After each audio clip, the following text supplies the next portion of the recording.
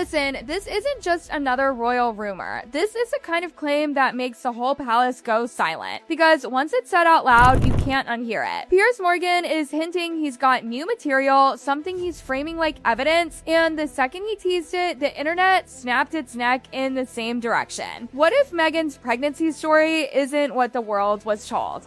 And before anyone screams conspiracy, let's be clear, these are allegations and claims, not proven facts. But you already know how this works. Royal scandals don't explode because they're confirmed. They explode because the details sound too specific to ignore. Because here's the part that has people spiraling. The trail, according to the story being pushed, doesn't lead to a palace doctor or a private maternity wing. It leads to something way stranger. A tiny costume/prosthetic shop that allegedly specializes in hyper-realistic film pieces. Not party store junk. Not a cheap gag. We're talking about prosthetics made to hold up under harsh lights, high-resolution cameras, and close angles. The kind of stuff that can fool the public without even trying. And the claim that this shop received a message, allegedly from Meghan or someone acting for her, with measurements, fitting notes, and precise instructions for a custom pregnancy prosthetic. Let that sink in. Because if a request like that existed, and again, if that isn't oops, funny misunderstanding, that's a deliberate, planned technical order, that's not something you casually do on a whim. That's something you do when you're trying to control how something looks, how it moves, how it reads on camera. And now the real reason this story hits like a hammer, the spotlight doesn't stay on Meghan. It swings hard straight onto Prince Harry. Because during that whole era, Harry wasn't just standing next to her. He was the guard dog, the shield, the don't you dare question my wife energy turned into a walking headline. He held her hand in public, he looked the cameras in the eye, he helped sell the world the image of a couple enduring pressure together. So the question nobody wants to ask, but everyone is asking, is simple and brutal. Where was Harry in all of this? Because there are only two roads, and both are ugly. Road 1, Harry knew. If Harry knew, then he wasn't just supporting his wife. He was supporting a story. That means every public moment becomes loaded. The protective poses, the interviews, the leave her alone speeches, it all flips from romance to strategy. It suggests he helped carry an illusion, helped present it, defend it, protect it, while the public clapped and cried and believed. And if that's the case, then the Harry goes off angle makes total sense. Because if Piers is circling this topic, Harry wouldn't hear gossip. He'd hear a threat to the one thing they rely on more than titles, credibility. Road 2, Harry didn't know. And honestly,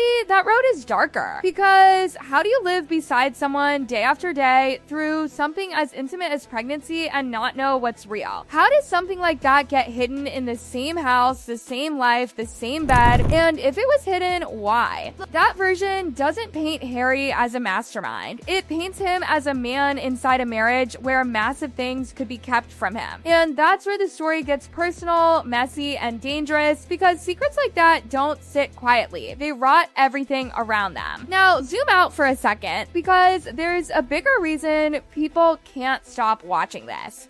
Harry and Meghan's entire post-royal life has been built like a business. Not in a cold way, just in a reality way. When they stepped away from royal duties, they didn't take the institution with them. They took their narrative. Their truth became the product, the interviews, the documentaries, the speeches, the brand deals, the sympathy, the identity. It's not crowns that made them powerful after leaving. It's belief. People believed the struggle, believed the pain, believed the story was raw and real. So when an allegation touches motherhood, something sacred, emotional, and deeply personal, it doesn't just start drama. It attacks the foundation. Because the moment a single piece looks controlled, the public mind does what it always does. It starts replaying the whole film backwards. People start rewatching old clips and noticing things they never cared about before. The way the bump sat, the way she held it, the way it looked in certain outfits, the way the angles changed. Regular moments become evident evidence to people who already want to doubt. And once doubt enters, it spreads like smoke, quiet, fast, impossible to grab. And then the questions get sharper, more intense, more chaotic. If the belly was fake, what was real? If something was staged, why stage it? If there was a surrogate, why hide it? If it was hidden, who knew? And if anyone knew, how deep does it go? None of those questions prove anything. But they explain why this story has such power. It makes people feel like they've been watching a performance they didn't consent to. And that's why Piers is being positioned as the trigger. He doesn't just throw shade, he frames it like he's got a trail. Like he followed breadcrumbs. Like he's ready to step over the line everyone else is terrified to even touch. Now, here's the part that turns this into a ticking bomb proof. Because right now, this story lives in that dangerous space where it's detailed enough to sound real, but not proven enough to settle anything. And that's the perfect environment for an explosion. If a shopkeeper ever produced anything, an invoice, an email chain, an order record, a fitting schedule, anything that could be verified, this wouldn't be messy gossip. It would be a global rupture. And that's why the title says Harry goes off. Because if you're Harry, you don't hear this like a random internet rumor. You hear it like someone trying to smash the glass on your entire life's reputation. Because once that glass cracks, it doesn't just break on Meghan. It breaks on Harry too. Because here's the truth nobody wants to say out loud. This story doesn't need to be proven to be dangerous. It only needs to feel possible. That's what makes it radioactive. Once a narrative hits that sweet spot, specific details, named locations, alleged timelines, the public doesn't wait for court documents. They start connecting dots on their own. Screenshots circulate, old interviews resurface, body language clips get slowed down, zoomed in, replayed frame by frame. Innocent moments get reinterpreted as signals. Silence becomes suspicious, denials become damage control. And that's where Harry's reaction matters more than anything else. Because anger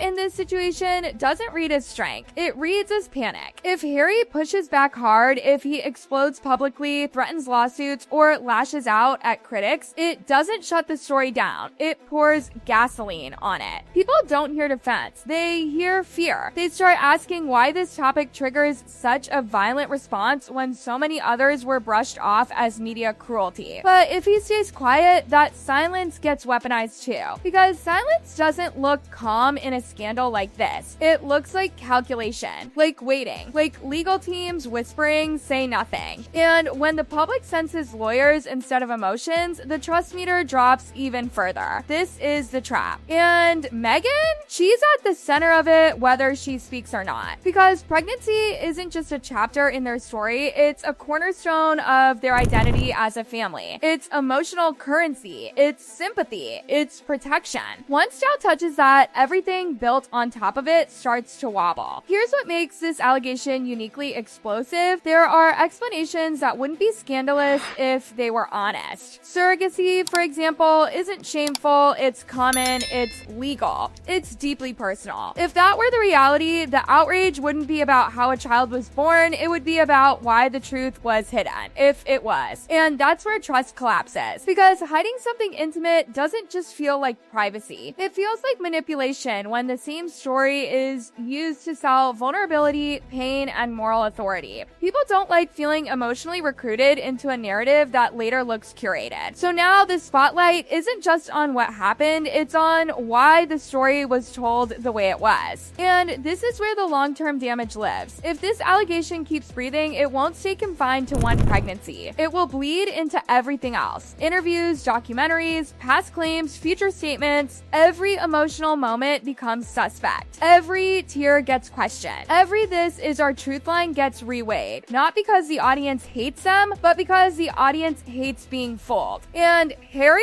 He's stuck between roles. Husband, father, defender, symbol. He can't fully step out of any of them without breaking something. If he defends Meghan too hard, he looks complicit. If he distances himself, he looks betrayed or worse, calculating. That's why this story feels like a pressure cooker. Because no matter what the truth is, the damage doesn't come from facts alone. It comes from perception. And perception is already moving faster than any clarification ever could. If If proof never comes, this will linger like an unresolved rumor, never confirmed, never buried. If proof does come, the fallout won't be loud at first. It'll be quiet, sponsors hesitating, invitations stopping, media tone shifting from sympathetic to skeptical. And that's the real ending nobody's ready for. Not a courtroom explosion, not a dramatic confession, but a slow erosion of belief. Because once people stop believing, the story stops working. And for a couple whose power was built on being believed, that's the one thing they can't afford to lose.